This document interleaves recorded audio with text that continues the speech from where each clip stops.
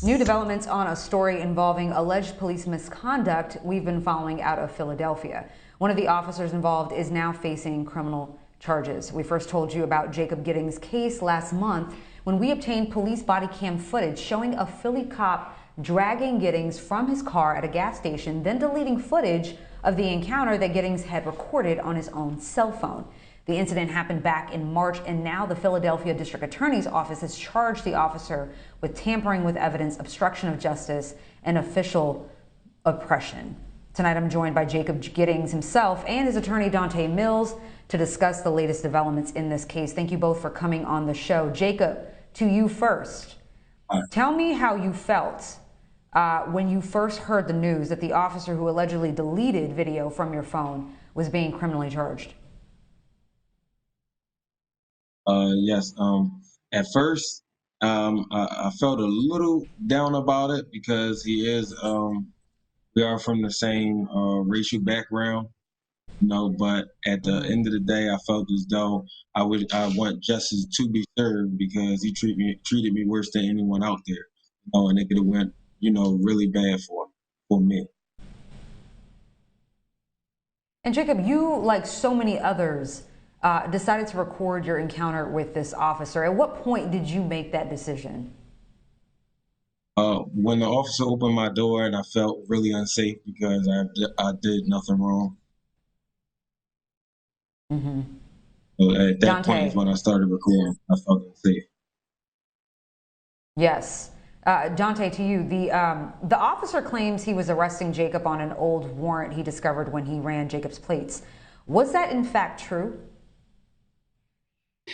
I don't know why the officer approached Mr. Giddings' car. I can tell you that there was a warrant that existed there was actually a road rage incident where Mr. Giddings was stopped in traffic and someone came out and told him to move. There was an exchange and that person took Mr. Giddings' license plate and went to the police officers and said that, he was assaulted. That's what the warrant stemmed from. Mr. Giddings was not aware of that warrant. And I can't tell you whether or not that officer knew of the warrant at the time or if he learned of it later. But that really doesn't change the circumstance of going to someone's door, opening the door and telling them to get out and give them their license, give their license to you without explaining that. And I think part of the problem here is it would have been so easy to avoid this. And we talk about police officers de-escalating situations. If the officer simply said, Mr. Giddings, your name popped up on our warrant list. You're going to have to come with us or let me ask you some questions about it, as opposed to simply opening the door, not giving an explanation, and telling him to get out of the vehicle. Because we know, as Mr. Giddings said, as soon as the officer opened his door without any cause or provocation, he went on high alert. And that's when he started recording. It's scary right now to have these encounters with no explanation at all. Jacob, has this experience changed you? And if so, how?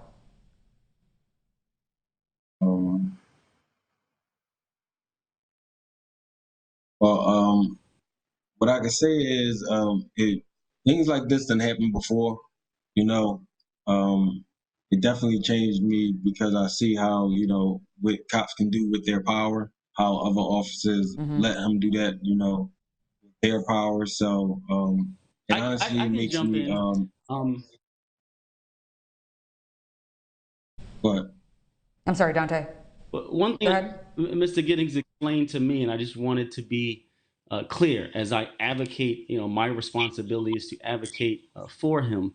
I received calls from Mr. Giddings multiple times saying there's a police officer behind me, or when he arrived somewhere saying there were two cop cars that I saw that I thought they were following me, and his concern is that he's now a target simply because something was done to him. So that's where the change comes in at. It's philosophical where you could say police officers do things to people. They plant evidence, they destroy evidence. But when it happens to you, and now we're in a situation where that police officer, Officer Burnett, was held accountable. He was charged with 3 different charges.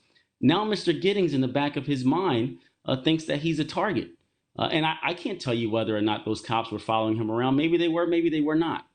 But we have to look at the effect that these officers' actions have on individuals and on us as a whole. When these things happen, it creates a situation where we feel like the police are not on our side, that they're actually enemies. And that should not be, because another thing that Mr. Giddings said is he doesn't have anything against police officers. And he said that multiple times. And in fact, he has a daughter that if something happens to her, he wants to be able to call police officers and say, this is what's going on. Can you help me? But when situations like this happen, it creates a disconnect and a distrust between the officers and the public to where we can't rely on those that are meant to protect us. And I think that's what the forward movement of having charges brought against this officer does, because now we can kind of relax and say, you know what, maybe if they do something, they will be held responsible. So maybe they won't follow me. Maybe they won't plant evidence because they know they can be charged if they do. So that's the benefit of having this officer charged in this particular case. Well, that brings me to my next question. You know, it's rare for prosecutors to bring charges against police officers in brutality cases. So is this enough? No. This took a lot of work. And I do want to, you have to give credit to the people who are in position to make this change possible, like the District Attorney of Philadelphia, Larry Krasner, who took a stand. When you look at it, the District Attorney, the police officers are the people who push forward their agenda, right? They're charged with enforcing the laws of the land. So to say that one of my employees, I'm going to arrest him, that's a big deal.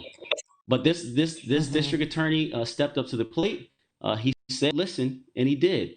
He had the opportunity not to charge this officer, but he charged him. But when I got the call saying that this was going to happen, what I did is I wanted to make it clear to them that it wasn't a celebratory moment. This isn't something that we should celebrate and I tell Mr. Giddings and then we clap, shake hands, and everybody goes home happy. No, one, this shouldn't have happened. It did, but this officer should have been charged. But it's not enough because the officers that were there that didn't do anything about it were not charged. And the district attorney's office flatly said that we don't believe that we can convict them. But again, you have proof that these officers saw this happening, allowed a situation with illegal activity to happen, and did nothing about it. They didn't report it. They didn't stop this officer, but they get to go home and go free. So now there's no incentive for them to stop anyone else moving forward, because as long as they're not the one pulling the trigger, then they'll be okay. So it's not enough. And I don't want to say that this is a celebratory moment. I am glad, and we do have to recognize progress. I don't want to speak in all doom and gloom and make it as if we are not moving forward, because I believe we are. It is very rare that police officers are charged, very rare. And I want to make that clear even to the audience. This is progress, no question about it. Before, if there's no police officers were charged, even with murder, when they committed murder. But now we're talking about a situation where we don't have to be killed in order for them to be held responsible. And that's a leap. And I want us to appreciate that, that now we are being believed. Video cameras help. But we are being believed, and we're being told that we matter. Even if we don't die, we still should not have gone through these things, and that they're going to hold police officers responsible for it. We've had DA Larry Krasner on the show, and I'm glad that he is holding true to his promises of keeping or holding police officers accountable. Jacob, to you, what does accountability look like for you? What do you want to see happen in this case?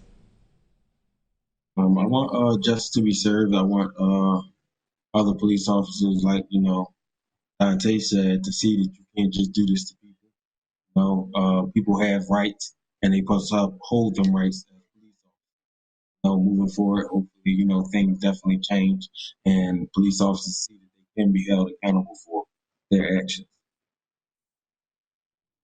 Well, we wish you the best of luck and invite you back on. Yes.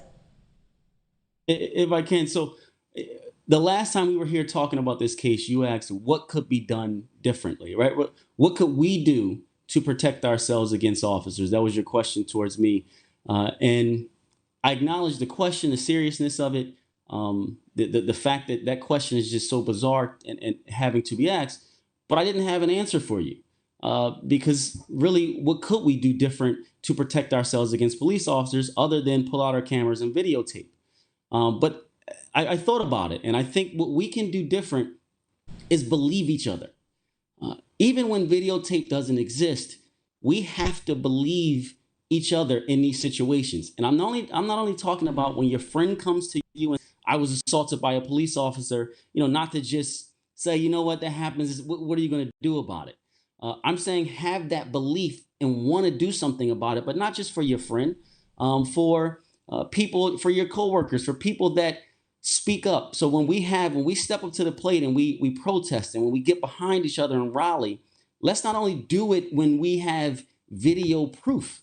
Let's believe each other outside of that. That's how we broaden this and make it so you don't have to be a video producer or a film producer in order for a police officer to be held responsible.